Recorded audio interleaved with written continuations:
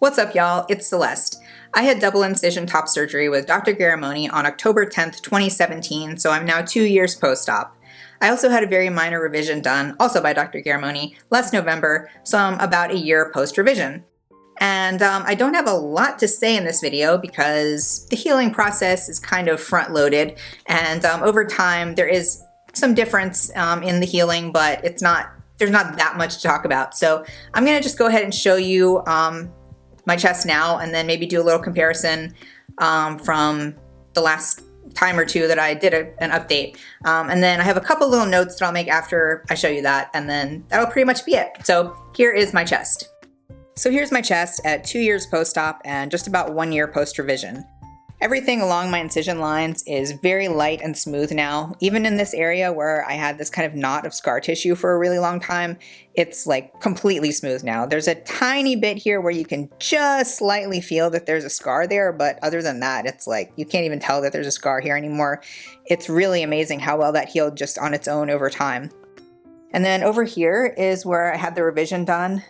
It's just a tiny little revision. I had a tiny little dog ear here that I got fixed. And it's just a little bit pinker and darker on that very end part of the incision, but other than that, it blends really well and it's very, very smooth.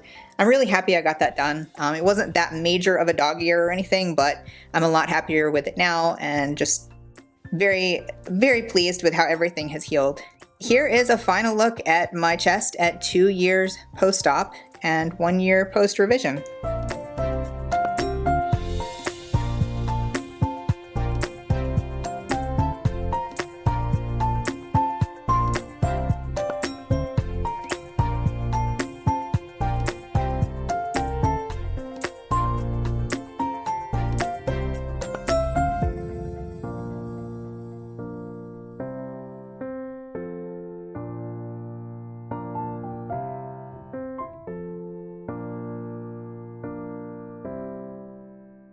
So note number one is I still get a lot of people asking me what kind of scar care I did and how I got my scars to heal so well, etc.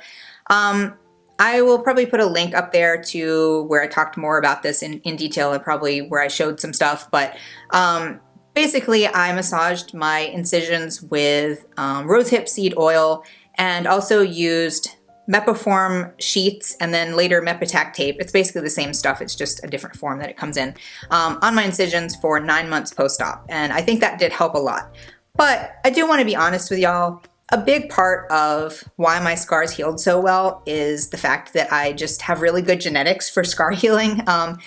My revision, I did absolutely no scar care on whatsoever, and that's what it looks like now. I have this little scar here from car accident that I was in that is, like you can see, it's pretty much just light. It is a little bit thicker there actually, but I just happen to scar very well. So I know that's not what anybody wanted to hear, but that is part of it, and I wanted to be honest with y'all about that. Part of it is just your genetics and your biology. There's nothing you can do to completely control things, but I do recommend the scar care that I used. I think it helped, and it was pretty easy to maintain. So definitely try to take care of your scars and try not to stretch too much. That was the other thing that I did. I was very, very cautious for several months post-op about not lifting my arms up all the way to try not to stretch anything out too much. But other than that, you kind of just have to go with how your body heals itself.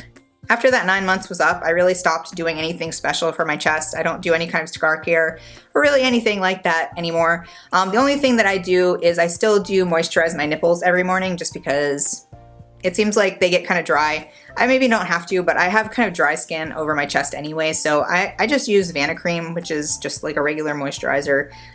Just use a little bit on each nipple and just rub it in, and that's it. The other thing I get asked a lot is what kind of upper body workout I did either pre or post-op, which is very flattering because I don't consider myself to be like super fit or like the model of pec development by any means whatsoever.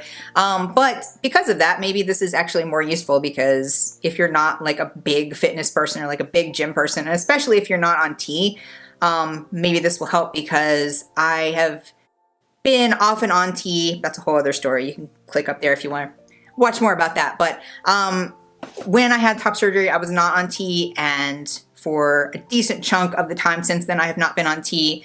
And I actually just started back on T, which I will talk more about in future videos, but that hasn't really had any effect on my chest at this point. So most of the development that I've had has been when I was not taking tea. So if you're not on tea, or maybe if you're just not, again, like a super hardcore fitness person, like a gym rat or whatever, then maybe this will be helpful. I do all my workouts at home. I don't belong to a gym. I haven't really had like a single consistent workout routine that I've done for the last like 2 years.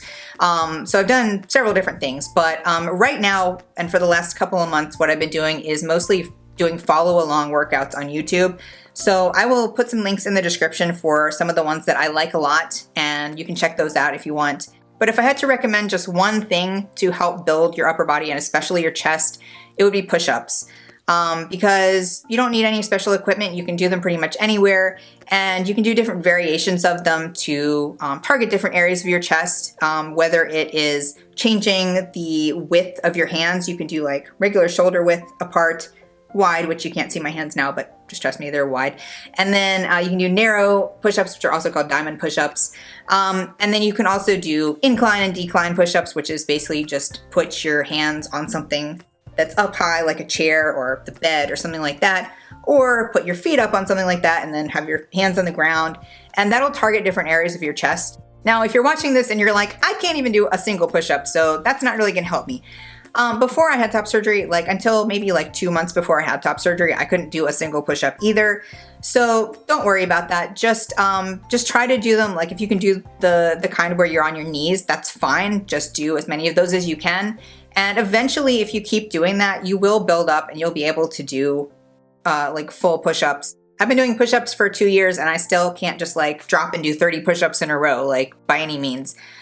So if you can get up to where you can do like 5 in a row or even 3 in a row, do 3 and then take a break, and then do another 3 and then take a break, and just try to increase the total number of push-ups you do throughout the day. And eventually you'll get to where you can do more at a time, and you will progress doing that. So if you are intimidated by the idea of push-ups, then just try to start slow, and anything that you do is going to help. So I'll put some links in the description for like specific how-tos for all the different kinds of push-ups, so you can get a better idea of that than what I just described. There's lots of other stuff you can do too, like chest presses with dumbbells or stuff with resistance bands or all kinds of stuff.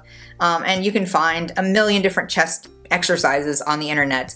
But don't worry about like trying to come up with like the perfect upper body workout or the perfect pre-op or post-op workout. Just do what you can to build that area before you have surgery if you're able to do that. And you don't have to do that. I mean, any competent surgeon is going to be able to form your chest the way that you want it to look without having the muscle built up there. That shouldn't make a big difference. But I will say that for me, having at least a little bit of development, and at the time I had top surgery, I didn't have that much development, but I had a little bit, that did help me when I had my reveal. It just like kind of gave me a little boost of confidence because I hadn't been able to see that before, and it did feel really cool to be able to see that and be like, wow, this is really what I'm going to look like.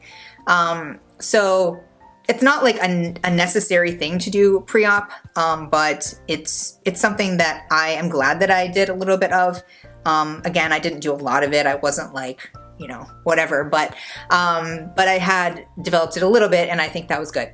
As far as post-op, you need to follow your surgeon's instructions as far as how long you need to wait after surgery to start working out. I waited a really long time. I didn't do anything really that strenuous for a couple of months. I didn't work out at all for 6 weeks, and then I think I just did like very light stuff. I didn't do anything over my head for like 3 months.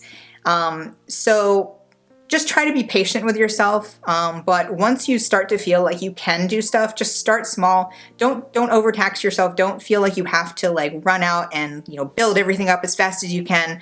I know you want to do that because you're excited about your new chest and you're excited about being able to show it off to people and stuff. I totally get that, but you also need to take care of yourself. So just listen to your body and, you know, do what you feel like you are really able to do, and don't overtax yourself, but just push yourself just enough that you can get closer to the results that you want. So that's my little fitness spiel, which is very like, I'm not an expert at all, but that's been my experience, and I hope it was helpful. So that's pretty much it. I have a million other videos about top surgery if you want to click that playlist up there.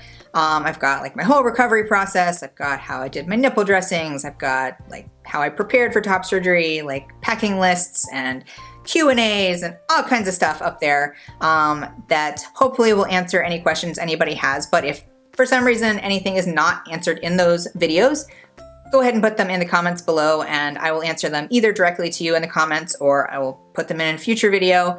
And I'm always happy to talk about this. I'm always happy to share my experiences because while there are plenty of other people out there doing so and lots of other resources out there, I always feel like the more the better because there are so many different variations in people's experiences. And so the more that's out there, the better it is for everybody. I probably talked a lot more in this video than I said I was going to at the beginning, so sorry about that. But if you're not new here, then you probably were expecting that anyway. If you like this video, give it a thumbs up and subscribe to see more of my future content. And hit that notification bell so you don't miss anything. Thank you so much for watching, and I'll see you all next time.